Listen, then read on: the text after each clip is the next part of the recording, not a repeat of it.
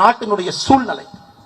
நம்மை சுற்றி இருக்கக்கூடிய நாட்டை பாருங்க, இலங்கையை பாருங்க, பங்களாதேஷை பாருங்க, பாகிஸ்தானை பாருங்க, ஆப்கானிஸ்தானை பாருங்க, மாலத்தீவை பாருங்க, நேபாள பாருங்க.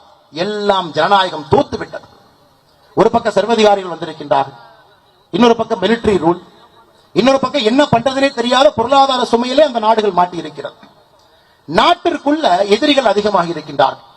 என்ன வந்தாலும் பேசலாம், வாய்க்கு வந்ததெல்லாம் பேசலாம், என்ன வேண்டுமானாலும் பிளவுபடுத்துவதற்காக பேசிவிட்டு சென்று விடலாம், அதன் மூலமாக ஆதாயம் அடலாம் என்று நாட்டில் இன்னைக்கு எதிர்க்கட்சிகள் அதிகமாக இருக்கிறாங்க. இந்த நேரத்தில் நாம் மோடியின் பக்கம் நிற்க வேண்டியது நம்முடைய கடமை. நம்முடைய கடமை. மத்திய பிரதேசனுடைய முதலமைச்சர் கோயம்புத்தூருக்கு வரும் பொழுது நான் வரவேற்க செல்ல மாட்டேன் என்று சொன்னேன். அதே நான் மத்திய அரசு ராஜ்நாத் சிங் அவர்கள் தமிழகத்திற்கு வந்து கருணாநிதி அவர்களுக்கு ஒரு மரியாதை செய்யும் பொழுது அந்த நிகழ்வுக்கு போயிருந்தேன். நீங்கள் புரிந்து கொள்ள வேண்டும், எதற்காக நாம் இதை செய்கின்றோம் என்பதை புரிந்து கொள்ள வேண்டும். மோடி அவர்கள் எப்பொழுதும் அரசியலை ஒரு பக்கமும் தனி மனிதனுடைய வாழ்க்கையை ஒரு பக்கமும் பார்க்கக்கூடிய ஒரு மனிதன். 2017 நவம்பர்ல பாரத பிரதமர் நரேந்திர மோடி அவர்கள் கலைஞர் கருணாநிதியுடைய வீட்டுக்கு போனாங்க.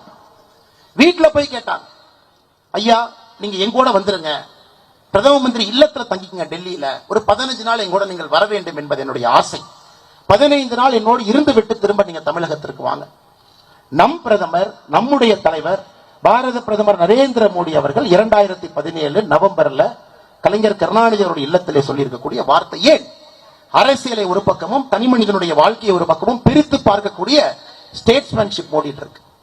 நாம் இன்று 100 ஆண்டுகள் கடந்திருக்கக்கூடிய 5 முறை தமிழகத்தினுடைய முதலமைச்சராக இருந்த ஒரு மனிதனுக்கு மரியாதை செய்திருக்கின்றோம்.